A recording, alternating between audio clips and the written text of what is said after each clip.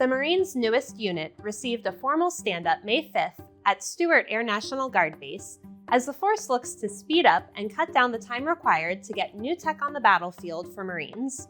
I applaud each and every one of you in the audience who played a major role in making this happen today, and the many months and years of efforts that lie ahead in making what in my own mind is a truly transformational, innovative effort to improve our Navy and our Marine Corps. So thank you very much.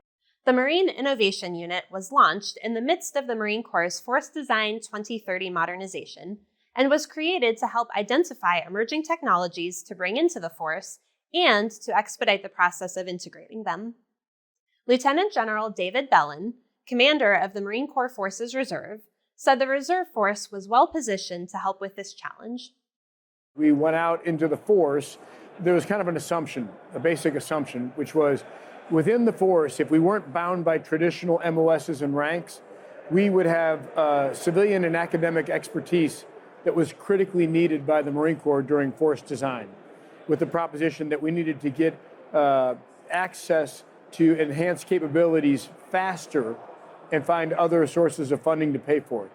And so we thought, based on the 90,000 Marine reservists, there were probably people out there that were working on Wall Street, working in academia, working in industry, who had unique capabilities in education that could help us get closer to where this enhanced capability was coming from.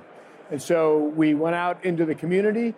We advertised it in a non-traditional way, more like how we would do it in our civilian careers, and with a goal of attracting up to 200 applicants.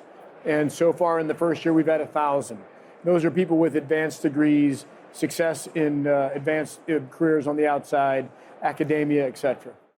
Though the Marine Innovation Unit just formally had its activation ceremony, it's actually been hard at work for more than a year.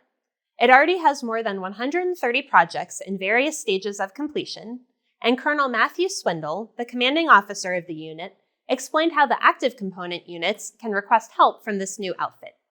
So the first thing is we have to have a sponsor and a champion. So we don't do self-licking ice cream cone things. We need someone from the active component to raise their hand and say, I think I need your help.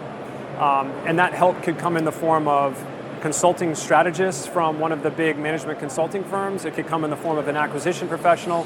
It could come in the form of a technologist that may be a CEO, CTO at a AI startup. And let's say we're solving a data supply chain issue. We will bring them in, do problem definition.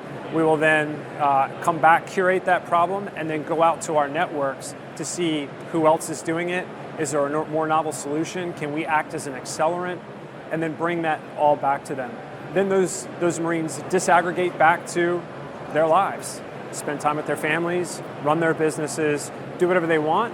And when the bat signal goes out again, we reform the hit squad and we go back in, and we keep doing this repeatedly. The unit uses experts from multiple fields to help active Marine commands find the best technology to solve their problems, and also the best technique to pay for and acquire the technology. The unit has one big win already.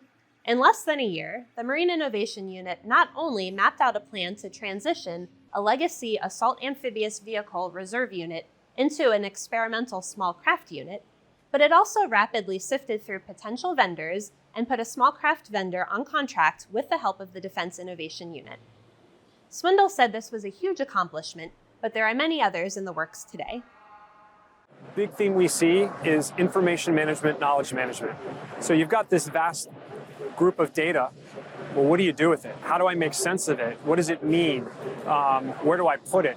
And it's something as simply as just understanding who's in your unit and the unit report and the status of those Marines, all the way up to how we fight in the next battle, whether it's Russia or the South China Sea. That's been a real big topic area. Other areas that I've seen are alternative acquisition authorities, how to use them, what are the best practices, partnerships with other services to form the consortiums, and basically problem definition. Is as simple as that sounds, really understanding the problem you're trying to solve makes your life a lot easier. I think Abraham Lincoln said, if I had 24 hours and 10 trees to cut, I would spend 22 hours sharpening my axe.